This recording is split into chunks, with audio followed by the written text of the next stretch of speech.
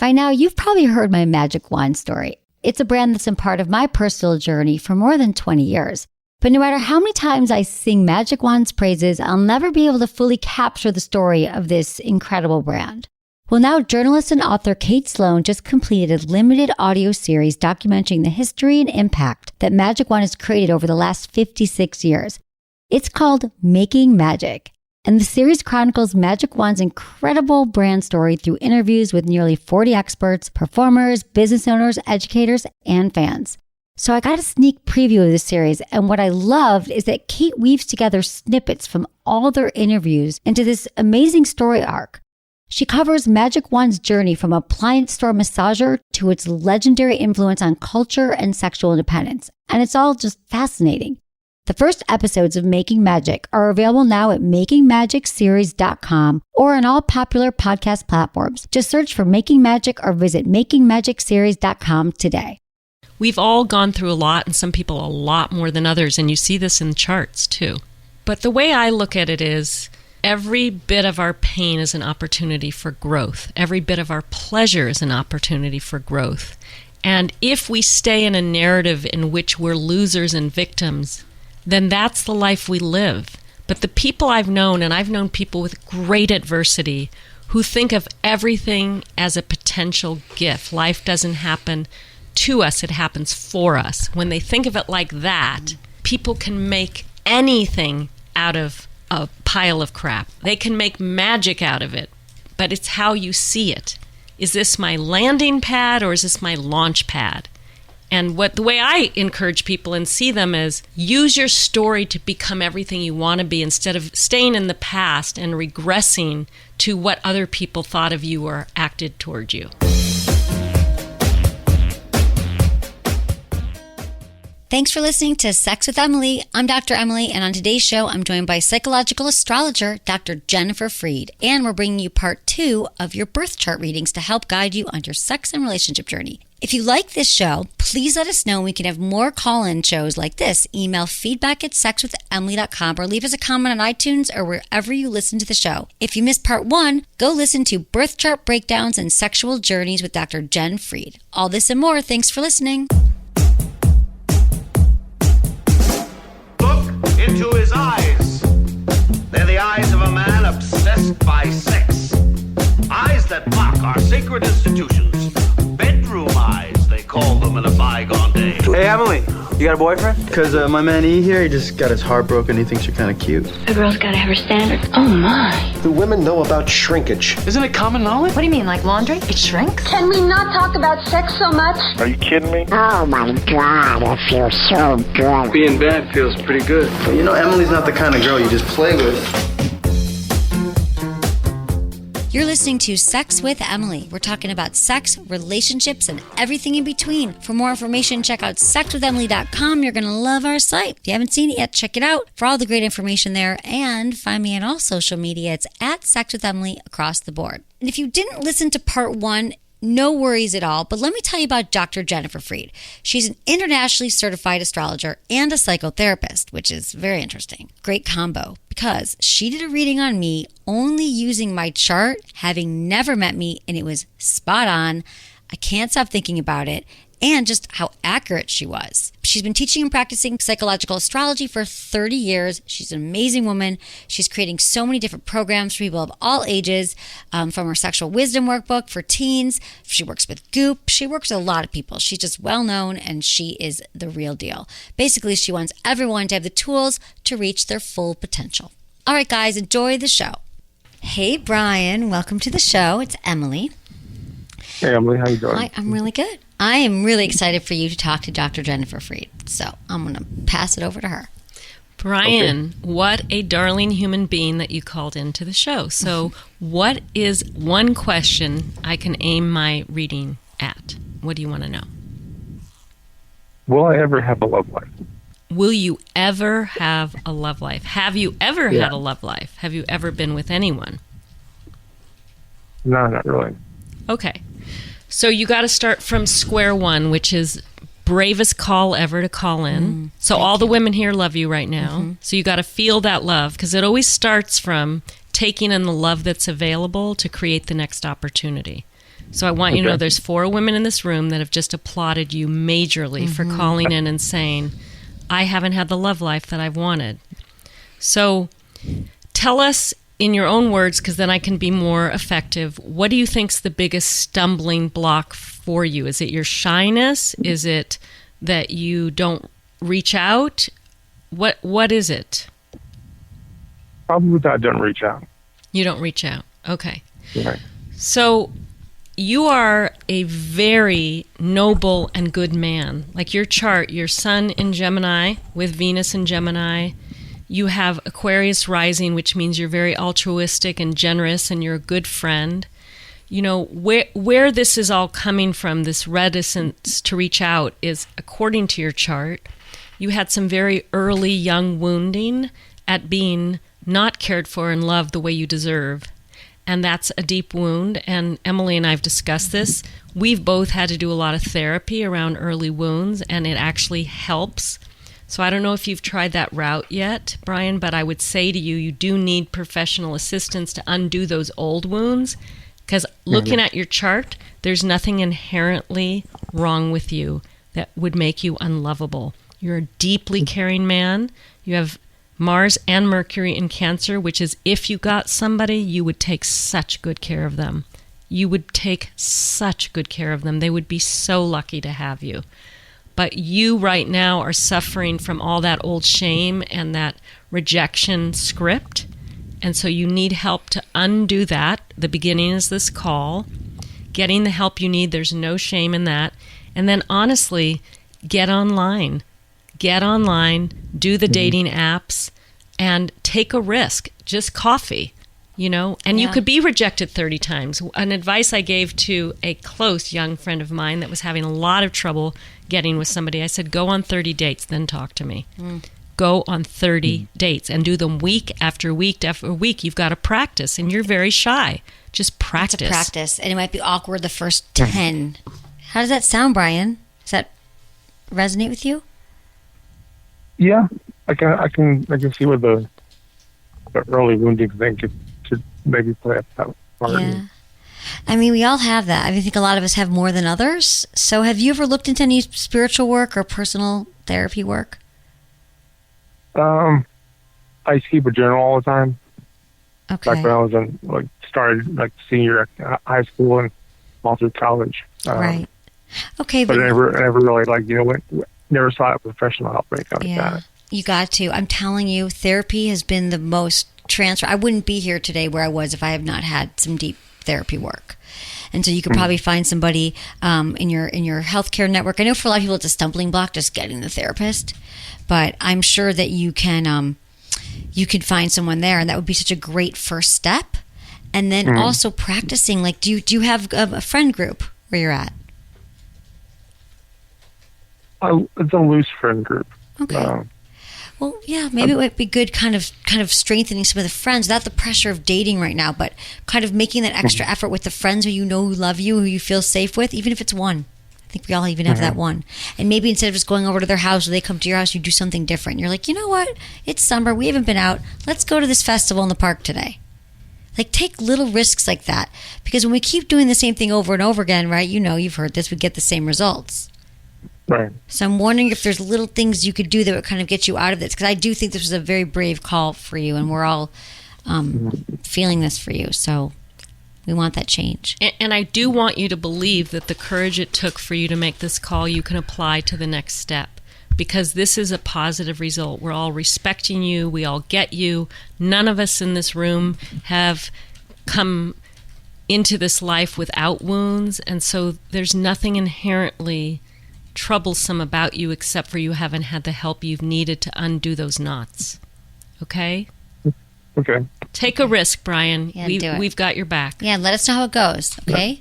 We're here for you. Thank you, Brian. Appreciate it. Okay, so we're calling Mariana. Okay, hey, Mariana. I'm excited. Okay, cool. We're excited too. Hi, Mariana. It's Emily. Thank you so much Hi, for Emily. participating. I love your show. Thank you. I learned so much. Oh, I'm so glad. Well, you're going to learn a lot more right now. So I'm gonna hand it over to Dr. Jennifer Freed, and she's going to read your chart and tell you some things that are going to probably change your life. Mariana, What? Hi, Dr. Jennifer. Hi, I'm so happy to hear from you. And what is a question that I can direct my answers to? I guess my main question, my main problem right now is that, like, a few years ago, like maybe 2 years ago, I completely lost my sex drive, and I'm only like 28. Mm-hmm. So, yeah, I have been on a journey and trying to figure out why or the cause behind it and everything. And, well, I'll go as deep as you can go on this, but here's what it looks like in your chart. I'm going to ask you, is there any sexual trauma in your history? You don't have to tell us what it was, but was there ever a time that you had a negative sexual experience? I think I just had like really like bad relationship experiences in general. Mm-hmm. And right now that I'm in a good relationship, it's like went away. So it's like great. So it's really taken a toll on my current relationship, and it's been pretty frustrating. And I tried like ever since listening to the show, like learning more about masturbation and everything. Like I tried doing that more, but I feel very like not in my body, I guess. So it's like okay. Well, it sounds like astrologically speaking, you have an opportunity right now to really focus on coming back into your body on your own terms. There's a great deal to learn this lifetime from your astrology chart about authority and boundaries and assertiveness. So even if you haven't had, quote, sexual trauma, it looks like you've had many incidences where you didn't say exactly what you wanted, and you were in response to other people. And so I agree with you that masturbation is the first way back, meaning you've got to make friends with yourself and find yourself desirable and luscious. And then from there, ask your partner to do certain things to you and not other things. Like you have to go back to the beginning and not assume that you want what they want and that you want it when they want it. It's almost like you have to be in charge for a bit of time. How is that sounding to you, Mariana? Yeah, that sounds about right. Yeah, it's just... But also, and also, what is your shame about your body? It looks like you came in with kind of an ambivalence towards your own body. So what is it you're holding against your body? Besides the not... I don't know. Yeah, go ahead. I just don't feel very attractive, I guess you could say, or... Yeah. I don't feel like a light in myself, I guess. Okay, what's blocking? And all people listening to the show ask themselves this right now. What's blocking an idea of yourself being a totally attractive human being? Like, what's in the way of that? I can speak... go ahead. Yeah. No, you go. I think it's probably just myself, to be honest. I know, but is it your size? Is it your weight? Is it your smell? Is it your class? You know, we all have our narratives. Which one is yours? I think it would probably just be because I feel like I'm out of shape right now at this point. Yeah. I feel a little insecure.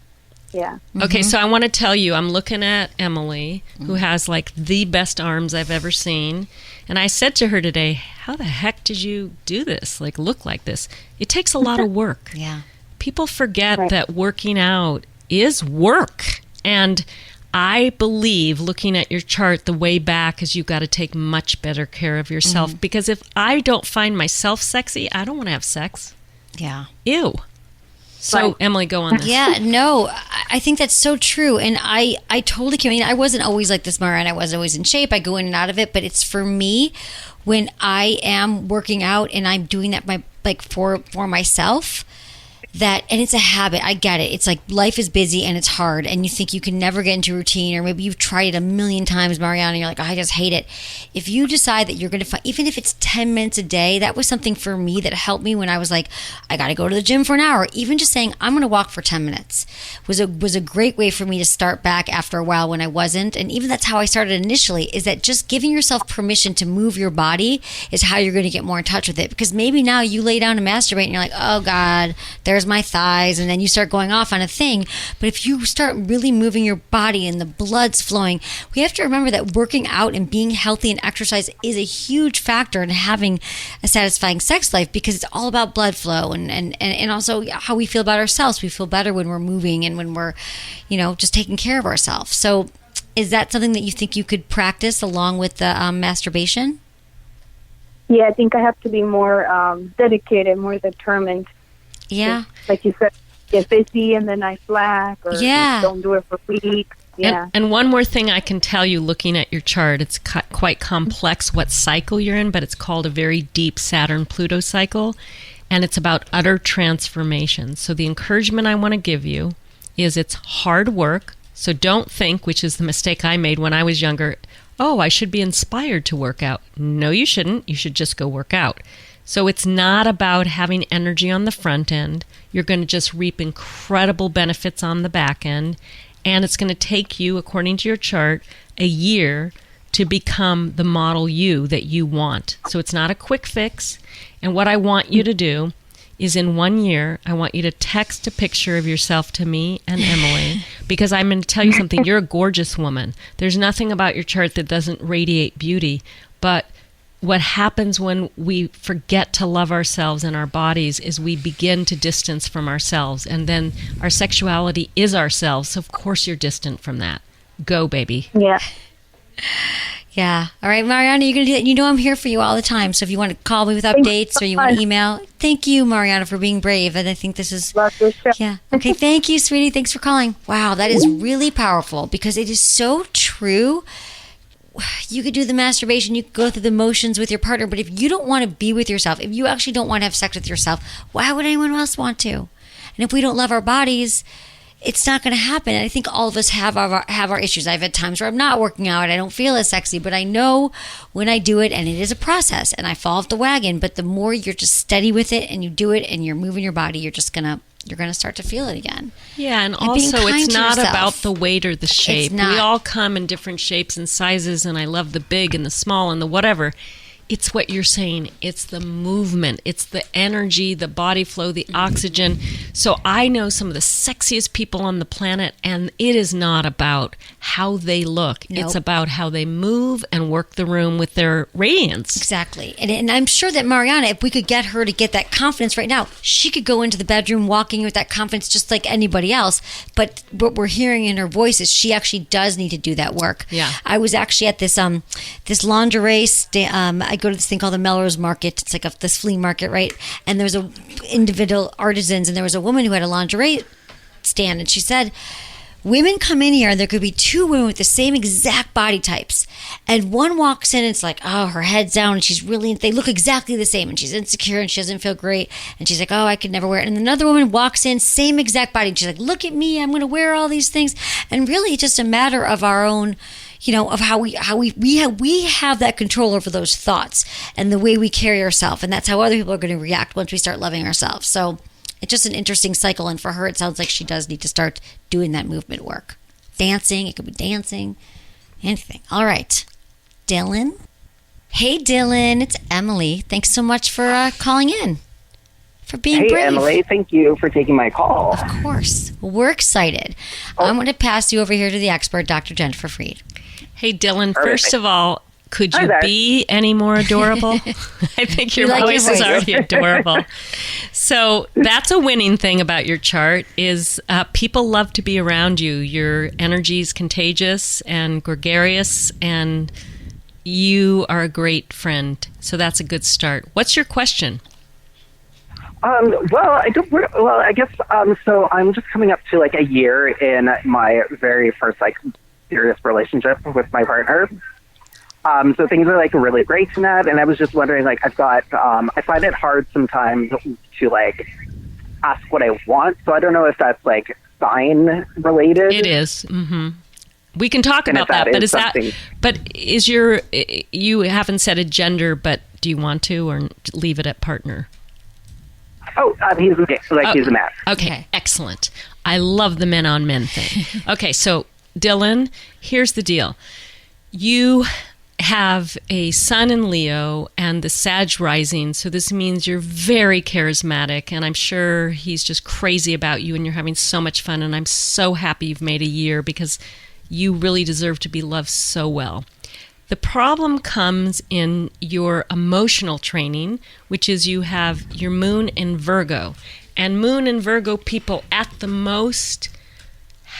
best part of them, they want to be of service. They're very concerned about getting it right and doing it right and having people really feel like they've been served. So in the bedroom, this can get in the way with that kind of animal aggressive part that doesn't give a crap what the other person's experiencing, and you just go for your own pleasure.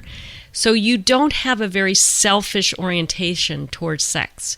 And but the thing is, tell me your partner's name, because sometimes I can get a hit about that person. His name is Jacob. Jacob? Yeah. Okay. So Jacob is totally into you asking for anything that you want, right? Oh, yeah.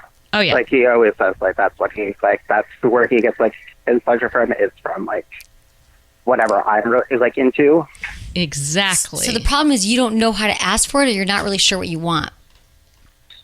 I think it's that part, like the not really sure, like what I want. Okay, so here's what he wants. So you actually in your chart, which is so exciting because you're kind of young, you have a chart of great experimentation sexually. So I don't think you need to know what you want. My assignment to you, I'm going to check with Emily, the expert, but I would actually have you try something different every week for 50 weeks. Like every Wednesday night is try something new, because it will never be bad, but it will help you get out of your shell of, honestly, what you want, Dylan, is to love somebody deeply, passionately, and forever turn them on. But you've got to be the one in this situation to have costume night, to have like forbidden fruit night, whatever. Role playing, trying out different toys, trying different lubes, and then in a way also not being hard on yourself that you're 20, 28, 27. You might not have had 25. 25, right? Math. Don't do that. You're 25, so I used to beat myself up as well. It's like, it's okay that you don't know yet, right? Like, you've had less experience on the planet experiencing things sexually. So I love what Dr. Jennifer is saying here is that, try some things out and make it a team effort with your partner and say, you know what? I've just decided, let's explore. Let's go to a sex toy store together. Let's go have sex out in nature. I mean, whatever appeals to you both. So then you don't feel like you're in it alone either. Take them along for this journey of exploration. And it doesn't have to be great every time. I think that's a pressure that a lot of couples feel when they're experimenting, like this has to be a great experiment. No, the word is experiment. The point is, if you did 50 weeks of different experiments, you guys will have the best year of your life just by being courageous and adventurous. And I think, again, you are so adorable. Just take the risk. Yeah, take the risk. Feel that. Jacob's going to be like, yay, thanks for calling those ladies. I really think he will. All right, Dylan? Awesome. Thank you very much. Okay, you're so welcome. You got to let us know how it goes. Okay? Keep I'll definitely try that out. I love it. Okay. Thanks. I feel like we got to get some feedback from everyone on the show, because I feel like this stuff is really helpful. You can feel it in their voice. Like, no one's protesting. No one's saying, well, wait, you're wrong. Like, because this is what you do. Yeah. It's science. You're not like making this, not woo-woo. See, I think everyone's on board now. You get it.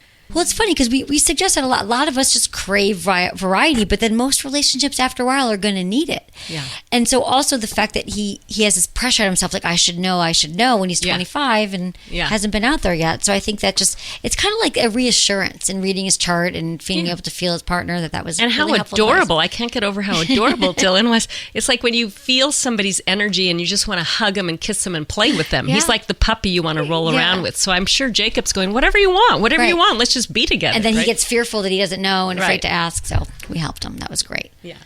We're going to take a quick break, and when we come back, we're still reading your birth charts with Dr. Jen Fried.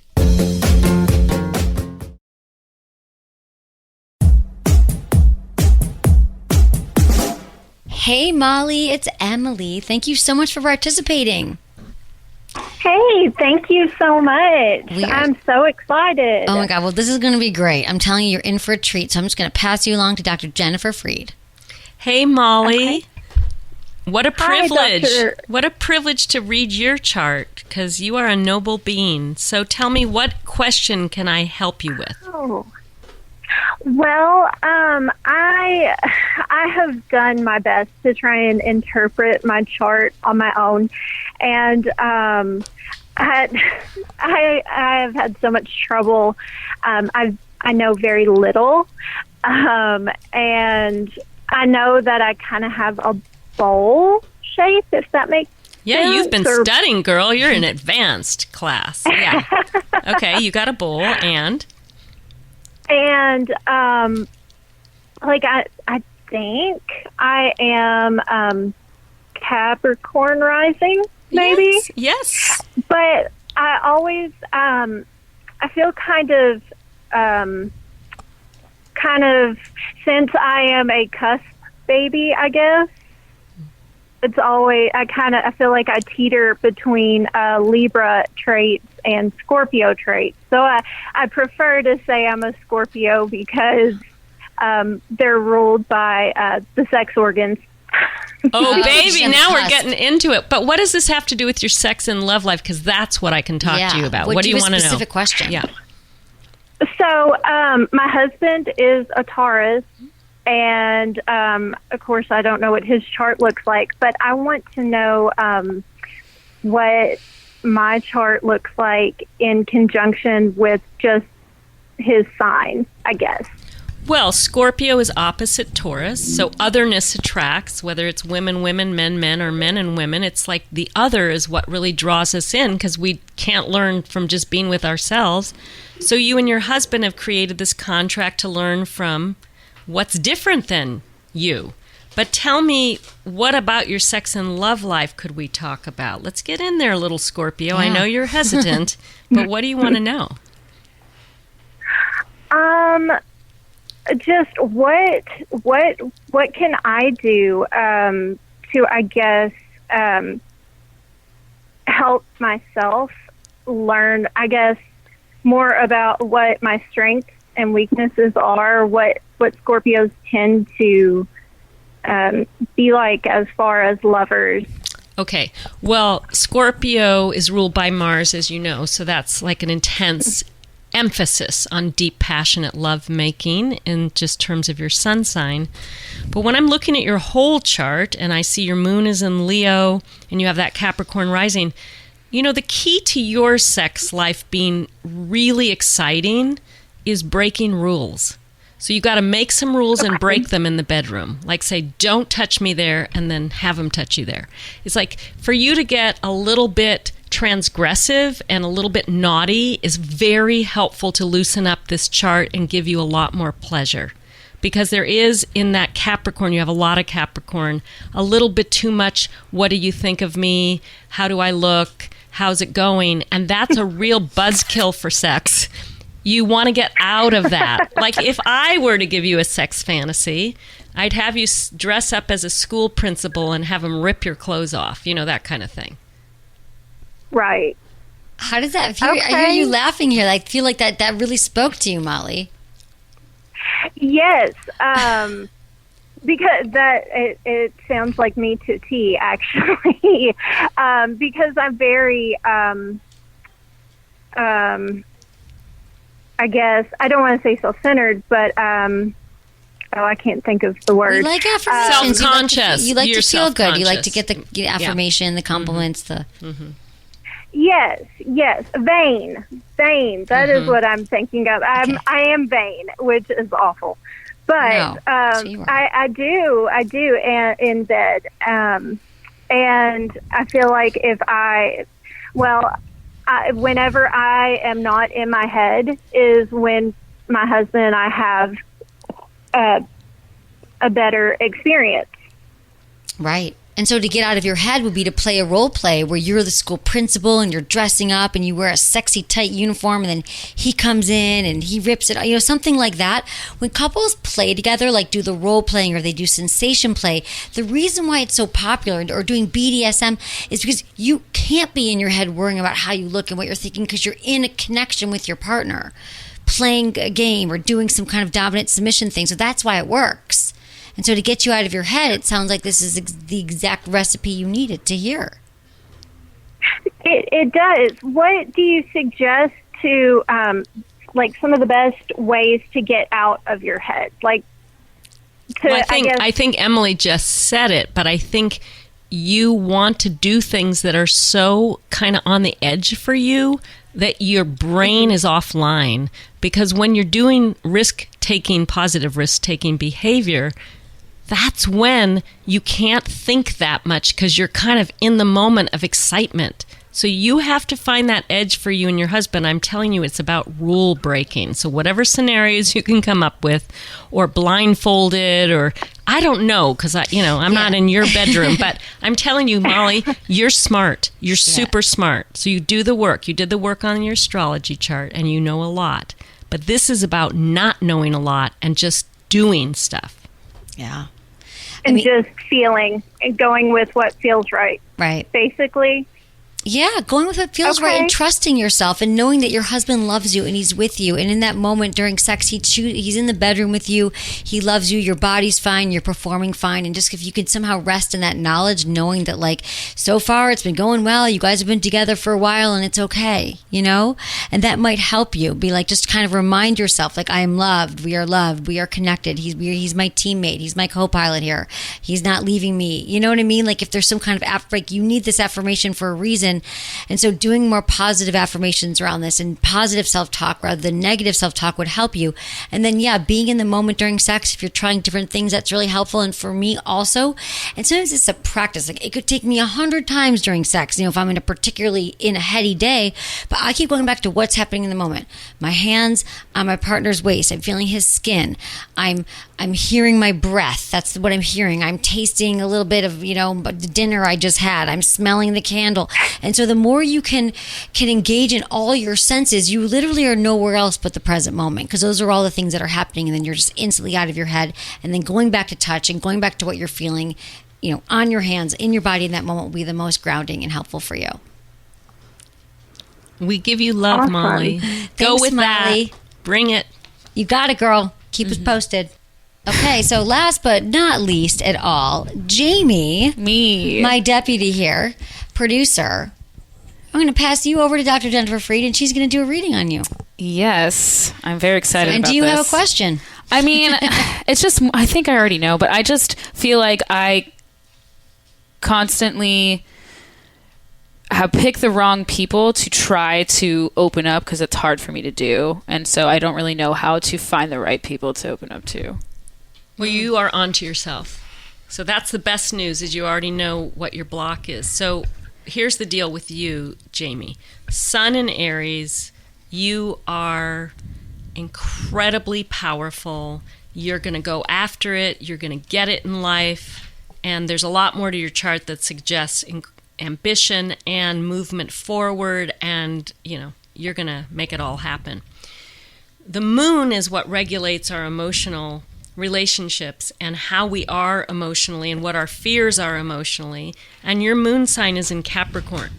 And this means, not to get too deep, that's fine, but on an emotional level, you were raised in an environment that wasn't really highlighting your sensitivity, that wanted you to perform and do well and rewarded you for good job, well done. But when it came to vulnerability, nobody was really that interested. Like they weren't going to go, oh, Jamie, let me sit with you while you cry and tell me how hard school was or anything like that. Okay, so when it comes to emotional relationships, and you're still quite young, you are still picking based on a certain emotional unavailability because that's a little comfortable for you. Because frankly, if somebody came to you that was fully available at this point in your life with your chart the way it is, and there's a lot more to this, you'd probably push them away because you're afraid, this is the deep down fear thing, of emotional dependency. You don't want somebody to have it for you. You don't want to feel it towards somebody. So you're going to play a little bit of a cat and mice game for a while. Okay. And that's not bad because you're young, but I do want to say to you, the reason you're perfect to be on this show is you have what's called Mars oppose Uranus, Moon, and Neptune, which is, in brief, you are an outlier. You are going to make changes. You are going to electrify people. You're incredibly charismatic. You're going to think out of the box. You're going to behave out of the box. And you're incredibly devoted to the people you love. So when you take somebody in deep, they're in. But I think in love relationships, of course, it's much scarier because people can leave, or people can disapprove of you, or people can judge you. And I think you're going to take some time to work out that part, Jamie, where you feel like, I can approve of myself. I'm safe enough to open up to somebody no matter what their response would be. So one more thing on that, which is you're going through what's called Chiron to Venus. This is all advanced stuff, but Jamie wants the full deal. Chiron to Venus in cycle or transit means you are going through an examination of heartbreak or rejection in order to fall more in love with yourself. Because let's all think in this room, there's 4 women here. When we've been rejected, what does it really ask of us? We have to do our own inventory and say, even if they don't want me, am I willing to want me just as I am? It throws us back into this dark edge of self-doubt where we have to reconfirm ourselves. So you're in a period of reconfirming your value and who you are, your beauty, your sensuality. And I am convinced that when you come through this period with lots of support, and I hope crying, we didn't get to talk about that, but the only way to get to melt our heart is through tears. There's no other way. It's like saying to the big ice pack, oh, can you just somehow turn into a soft meadow? No, you have to weep in order to become that meadow, the tears. So, Jamie, you've got tears ahead, but when you get through the tears, you have an incredible partnership chart in the end. Oh, amazing. Yeah. And you are going to be, here's my prediction on your show, and I hardly ever predict. When you find your partner, this person is going to be so hot, so incredibly erotically gorgeous. I think it's a foreigner.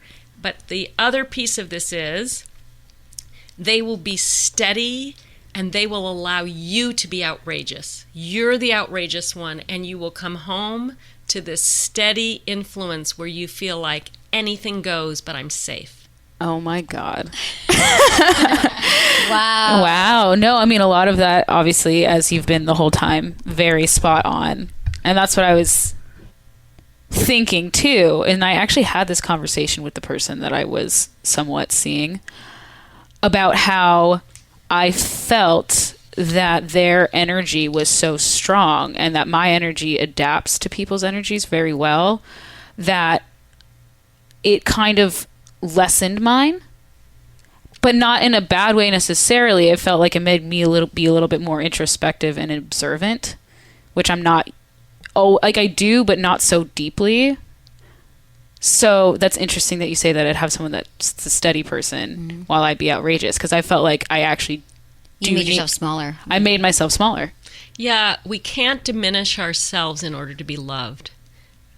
That's something we have to really remember. Like if you start controlling your energy or minimizing your needs or anything that contracts us, that's not love, that's fear. And you are as big as they get energy and wild. And so in this quest to find the person, first you're going to have to really keep gathering all the pieces of yourself and say yes to them. Okay. And so you'll date and whatever, but if people don't want you, I actually think it's the universe saying, that was a good experiment, move to the next one until you embrace all these parts of yourself. And basically, I see you with this person and they just say, I want all of it and I can handle it. Oh my God. I like felt that like so hard.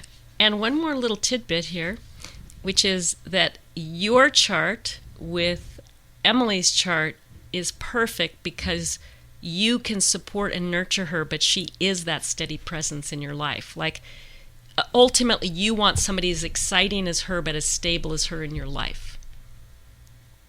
That's it. Yeah. I could see that. We are very we are very similar in some ways, but it sounds like it's more like we ebb and flow well together. Yeah, we do. It's a divine But you connection. can trust Emily, and if you broke down weeping with Emily, she's the only person I ever have. Yeah, but I'm saying that's what you want to look for in a partner. That kind of level of excitement. She's scary. The spiciest person ever, but she's like, I'm here. That's your template. Okay. Oh God, thank you so that was beautiful. much. Yeah, I saw that, Jamie. I saw that whole childhood, maybe not as interested in your vulnerability, but then other people being emotional is hard for you too, because maybe some stuff with I know your mom listens to the podcast, but your mother. She only listens to the Sirius show, so this is good. Mother. I thought your mother there. You have to be careful of this, but by the way, according to the spiritual karma of astrology, and I don't know how this works, but I've seen it to be true, since your chart is from birth, who casts those parents anyway? Right. You know, we're it's all here like, to learn lessons. Yeah, so it's like this is your lesson plan before you even walked. So if you have a mother that's less tender to your vulnerability, you called that in to learn some stuff about how to become your own best mothering figure. What I love is what you said in the last show was that how it's not everyone gets that because or maybe it was during my reading that it was a snapshot of the time you're born, and that you don't often read babies' charts because you don't want to have to set this whole trajectory for their lifetime, but that whatever it is that you say to explain it. Did we do that at the beginning of this? Because we can't assume. Well, I'll say. So basically, when you're looking at a comprehensive birth chart, you're looking at the time somebody was born exactly, the place they were born, and their birth date. And then you get this incredible map of the human psyche and their cosmic DNA. And it doesn't forecast what people will become because we have free will, but it says there's certain patterns, lessons, and possibilities. And it's up to each of us to apply ourselves to those and become the richest, most expansive person we can be. The reason I don't read babies' charts, let them have a shot at it, people, before you start imprinting on them what their possibilities are. Right, and I understand that. And the other thing which is interesting is that this whole, we are here to learn a lesson. Can we talk about that for a minute? That, what we're going through.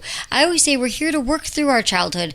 Eventually you have to look at what you've learned because those are the lessons. Your family, you have to get to a point where you forgive them and you realize this is my lesson. But can you say more about that? Yeah. This is a tender topic because this isn't shaming or blaming people for the pain and victimization they've had. We've all gone through a lot, and some people a lot more than others, and you see this in charts too. But the way I look at it is every bit of our pain is an opportunity for growth. Every bit of our pleasure is an opportunity for growth. And if we stay in a narrative in which we're losers and victims, then that's the life we live. But the people I've known, and I've known people with great adversity, who think of everything as a potential gift. Life doesn't happen to us, it happens for us. When they think of it like that, people can make anything out of a pile of crap. They can make magic out of it, but it's how you see it. Is this my landing pad or is this my launch pad? And the way I encourage people and see them is, use your story to become everything you want to be instead of staying in the past and regressing to what other people thought of you or acted toward you. That's the way I look at it. So many of us lived in that victim, these things happen. We hear this even today from people like this happened. But when you can really say, what can I learn from this message? What can I learn from this lesson? Which takes work, but that's really the way to go, because what else are we going to do with it? Carry around our sad stories? Yeah, and back to Jamie and her reading, or back to any of our suffering, I need to weep and cry about my suffering. If I try to bottle it up or be stoic, I'm going to carry it with me in baggage all over my body and my psyche. But once I've grieved and had a real witness, like a loving witness, then it's time for me to make the pain count instead of make the pain define me. And that's what I'm really all about. And, I've had tremendous pain in my life, but my joy is more resilient because of it. Yeah. Wow. Thank you, Dr. Jennifer Freed. This was really a powerful show. We have to have you come back because so many people wanted to get a reading. So we can only do a few today. But where else can people find you? They can go to drjenniferfreed.com.